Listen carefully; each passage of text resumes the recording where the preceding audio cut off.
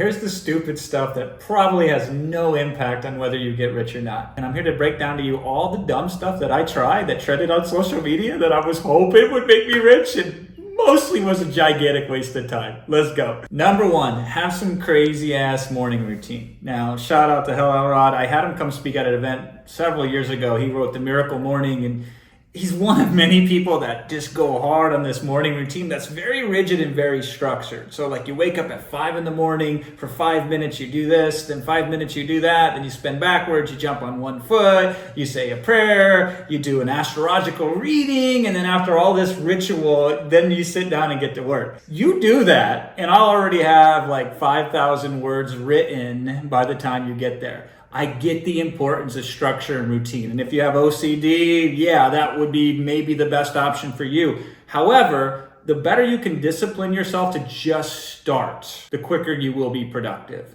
And so the friction from what I got to do to get in state to be productive, the more we can reduce that, the better we can be. Now, most people get addicted to the routine and they feel like they're doing something good. Just get addicted to the action. I wake up, I immediately touch a keyboard. If you want to make that your morning routine, God bless you.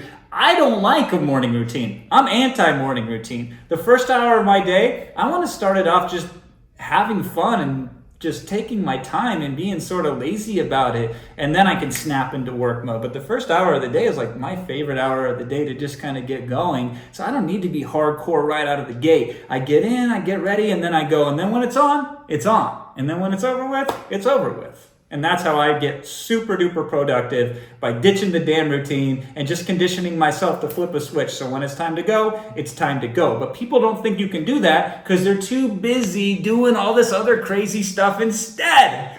Just learn to switch it on. Number two, cold plunges. I bought a $6,000 machine to do cold plunges.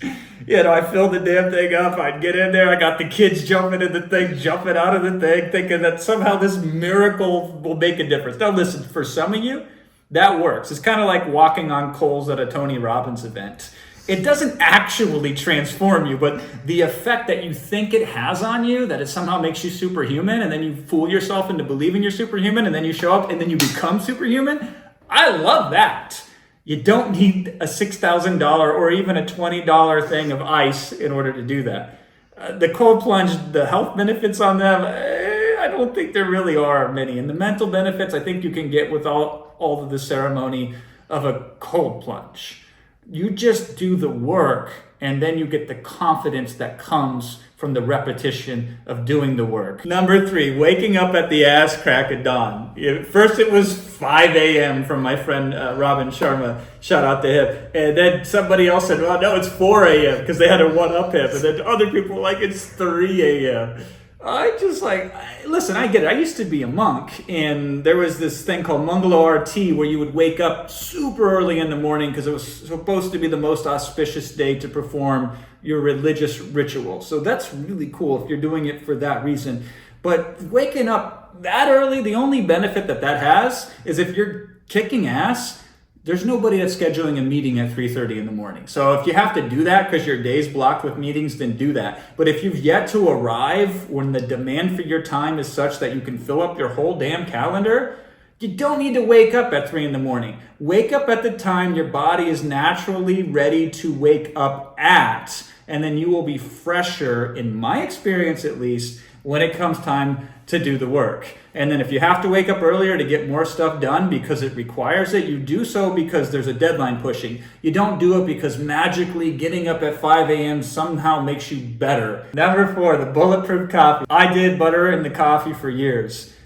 I don't think it made a damn bit of difference for me. Maybe your results vary. What I found was the time I was spending preparing the coffee and putting the butter in, or teaching somebody else to do it, which had mixed results, is like, whatever. Now I just I have my kids make my coffee for me. And while I'm sitting down there making the coffee and I'm drinking it, I don't need the butter. I don't need the MCT oil. I don't need to ritualize it. Again, this all comes back to, most of this, I believe, is pure ritualization.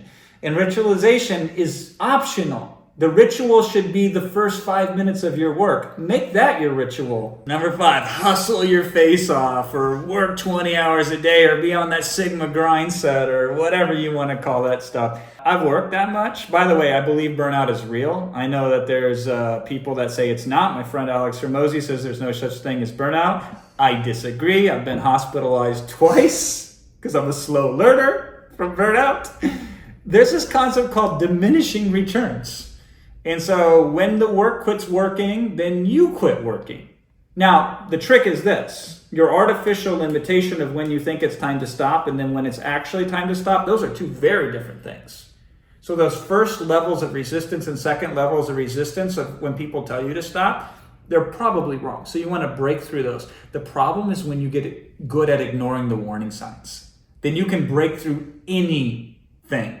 And then you break through until you break apart. So you will do more meaningful work. Here's a controversial statement. I believe nobody needs more than 3 hours a day to become a multimillionaire. It's just the quality that you put into those 3 hours. That's really all you need. But the struggle is getting into that zone of genius for 3 hours straight. So most of us need 4 or 5 hours to set up to get 3 hours of output. Most people who aren't hyper productive, it doesn't matter where they work 20 hours that day or 2 hours that day. The output is almost all the same, which is meaningless. So increase the amount of value you bring to the work. And then massively you decrease the amount of time required to put into the work. But if it takes 20 hours a day, you're screwing it up. I guarantee you, if you have to work 60, 70, 80 hours a week, you are doing it wrong. It doesn't need to take that long. Number 6, using all these complicated time management systems and these fancy apps with the bells and the whistles on them. I swear to God, it needs like a decoder ring and some sort of divining rod in order to figure out how to use the damn thing. You know, back in the day, it used to be this. You'd have color-coded managements with like highlighters on them and tabs, and the whole thing was insane. I get it. Just because we can put an interface on it and make it have a cool app that you can download for it doesn't mean that it's better. You want to know my ultimate productivity hack? It's an $8 timer I buy off of Amazon. And then I don't negotiate with myself. This is an important lesson. If I say I'm going to work for 33 minutes, then you work for 33 minutes. Don't start saying I'm going to work for 33 minutes and then say, well, I did pretty good, so I'm going to do 20.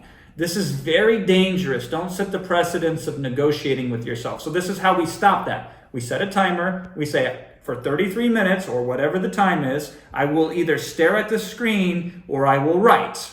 I will do nothing else but one of those two things. And then after 33 minutes, when the timer is up, then you stop. Pretty soon you can set the timer for 45 minutes. Pretty soon you can set the timer for 60 minutes. Then you will transcend the timer. You will be like Neo in the Matrix, where you won't even have to dodge bullets anymore, because you will create this habit. When you sit down and say you're going to work, you work. This is how we condition it. Not with fancy apps, not with cool whiz-bang gizmos, none of that stuff. A timer that you hold yourself accountable to. That's the key to productivity. Number 7, listen to more podcasts, watch more YouTube videos, scroll Instagram more. Hey, listen, it's the perfect contraption to capture your attention that anybody's ever invented, because you feel like you're being productive when you're being counterproductive. Yeah, I get it. Watching videos, listening to podcasts, it makes you feel like you're doing something. I'm learning more. You can justify this gigantic waste of time that you are participating in. And listen, I get it. I'm asking you to watch my YouTube videos. So please don't not watch mine. Watch mine, but cut it out. Cut your diet. Don't eat more junk food expecting to be healthier.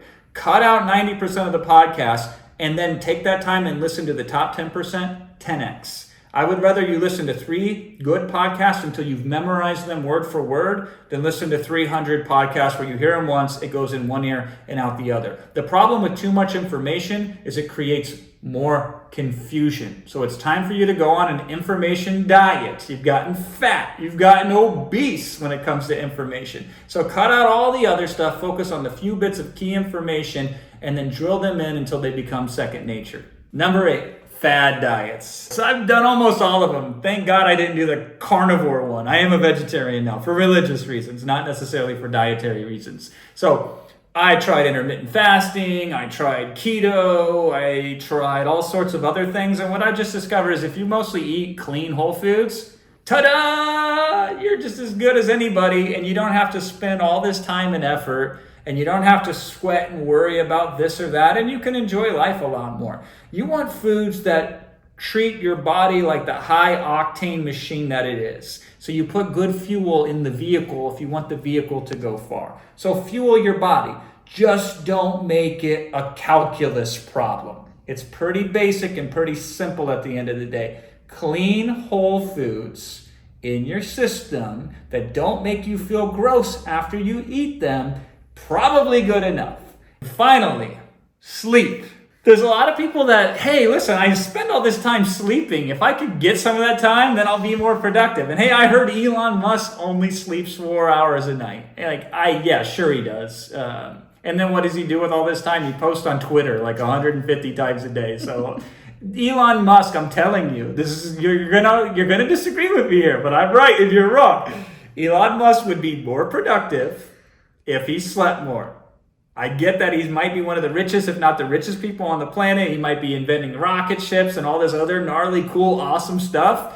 I guarantee you, if he slept more, he would be even richer than he is, and he would post on Twitter less, which would probably be better for him anyway. So the point of this is sleep is the number one priority that you should have when it comes to your health. Sacrifice anything before you sacrifice sleep. When you have the right amount of sleep, which I know can be different for different types of people, but when you have not just the amount of sleep, but the quality of sleep, that is when you are at your peak best. And that is when you are lucid enough to realize that I don't need the butter coffee, I don't need the cold plunge, I don't need a million more podcasts. The fact that you're sleep deprived is why you think you need all these damn routines in the first place. So just become well rested, and then your productivity will automatically increase. So there you go. I'm sure I offended every single one of you at least once, if not more than once. I'm sure I pissed off my friends who preach these things. And listen, I'm all about the edge. So if these are the crutches you need in order to get you going, I'm all for it. Just realize they are mostly crutches. So when you can walk again,